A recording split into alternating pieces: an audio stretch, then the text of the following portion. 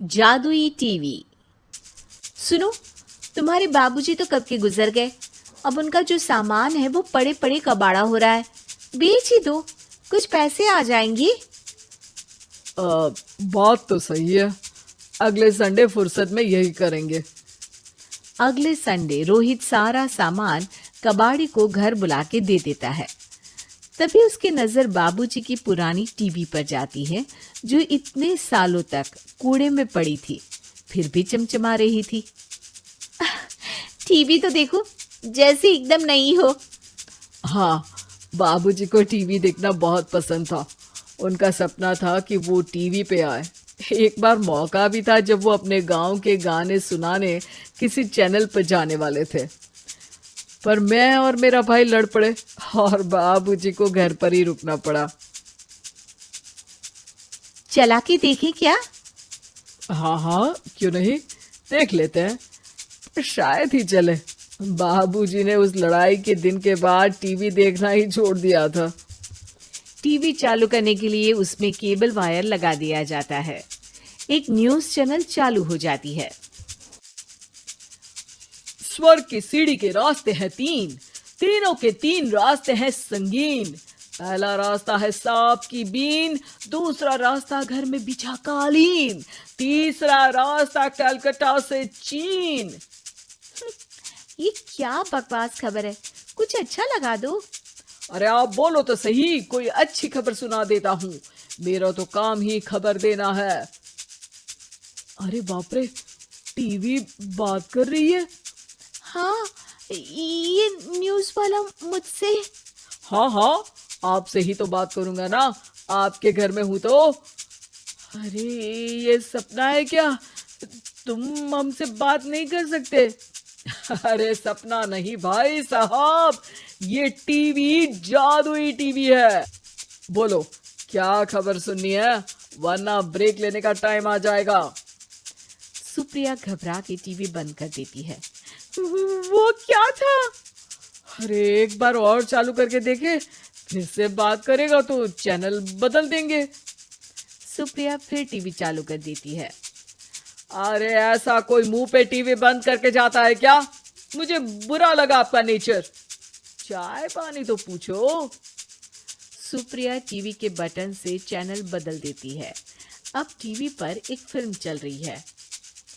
अरे ये तो सूर्यवंशम है ना? हाँ, और ये ठाकुर को जहर की खीर दे दी और उसको पता भी नहीं है। ए भाई, खीर मत पीना, उसमें जहर है, मत पीना। ठीक है महाशय, जैसा आप कहें। हाँ। अरे आपकी बात मान ली, पूरी पिक्चर ही अब तो बदल जाएगी। मतलब ये सच में जादुई टीवी है? तभी वहां कबाड़ी आ जाता है। भैया, टीवी के 150 रुपए दूंगा, चलेगा? अरे 1.5 करोड़ में भी ना दे तुमको ये टीवी हम। अरे 1.5 करोड़ खरीदने को होते तो तुम्हारे घर में ये पानी चाय नहीं पीता, अंबानी या टाटा के घर बैठा कोल्ड कॉफी पीता। रोहित कबाड़ी का हिसाब करके उसे वहां से चलता करता है और अपने भाई शशिकांत को फोन लगा के बुलाता है। शशि थोड़ी ही देर में वहां पहुंच जाता है। क्या हो गया भैया? अरे बाबूजी का टीवी याद है? हाँ हाँ, जिसमें घुसे रहते थे हमेशा वो, और अपने को कुछ नहीं देखने देते थे। अरे वो अब जादुई टीवी बन गया है। भैया, आपकी बकवास करने की आदत अब तक नहीं गई। अरे आपके घर में बच्चे हैं, अब तो बड़ों जैसी बात करो। रोहित जाके टीवी चालू कर देता है। टीवी पर एक जादू का शो हो रहा है जिसमें एक जादूगर है। अब मैं अपनी टोपी में से कबूतर निकालूंगा। श्रिंग ब्रिंग शरिंग बम फपा फुफी फुफा बाउ। टीवी से कबूतर निकलता है और शशिकांत के सर पर आकर बैठ जाता है। भैया, ये क्या हो रहा है? भैया इसे उड़ाओ। ए कबूतर, जा जा, कबूतर चल निकल। अब मैं टोपी में से सांप सुनते ही शशिकांत कांप जाता है और भाग के टीवी बंद कर देता है। भैया, सॉरी भैया, मैं समझ गया ये सच में जादुई टीवी है, पर एक बार और ट्राई करते हैं। पर भाभी, कोई दूसरा चैनल लगाओ जिसमें डर ना लगे। सुप्रिया टीवी चला देती है और न्यूज लगा देती है। अरे कितने दिनों बाद मुझे याद आया, बताइए क्या खबर सुनाओ। और ये नया आदमी कौन है?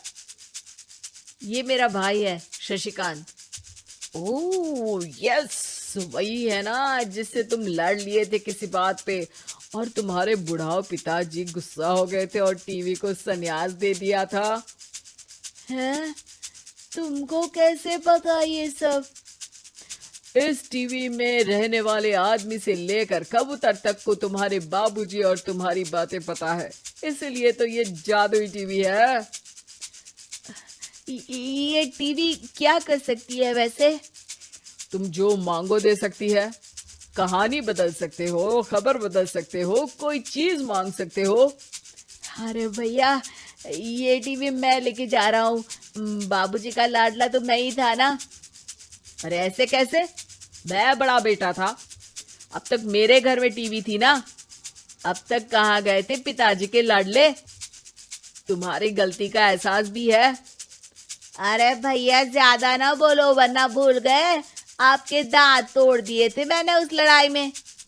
मेरी बीवी के सामने मेरी बेइज्जती करता है। रुक। दोनों भाई हाथापाई पे उतर जाते हैं। रुक, बताता हूँ तुझे कि कौन बड़ा है। अरे छोटे का दम तो देख लीजिए आप। ये खबर आपके बाबूजी को देता हूँ। तभी टीवी अचानक बंद हो जाता है। अरे शायद टीवी नाराज हो गया। और लड़ लो, आए बड़े खली बनने।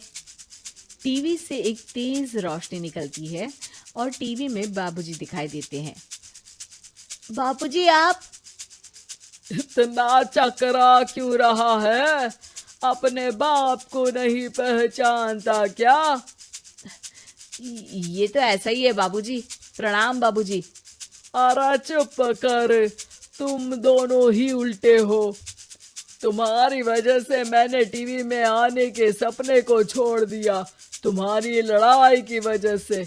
और तो और, जितना मैं अपनी बीवी को नहीं देखता था उतना टीवी को देखता था, वो भी छोड़ दिया तुम दोनों की लड़ाई की वजह से। और अब मरने के बाद जब मैंने टीवी को जादुई टीवी बना दिया तो भी तुम इसका फल लेने की जगह लड़ रहे हो। अरे तुम तो लायक ही नहीं हो। अब तुमको बाबा जी का ठुल्लू भी नहीं मिलेगा। बाबूजी चले जाते हैं। टीवी बंद हो जाता है। रोहित और शशिकांत गिड़गिड़ा के टीवी के सामने हाथ जोड़ के बाबूजी को बुलाते हैं, पर टीवी सिर्फ धुआं निकालता रहता है। उम्मीद है कि आपको हमारी ये कहानी पसंद आई होगी। कृपया हमारे चैनल को सब्सक्राइब करें और सभी अपडेट्स के लिए बेल आइकन जरूर क्लिक करें। और हाँ, वीडियो लाइक और शेयर करना मत भूलिएगा। Bye bye.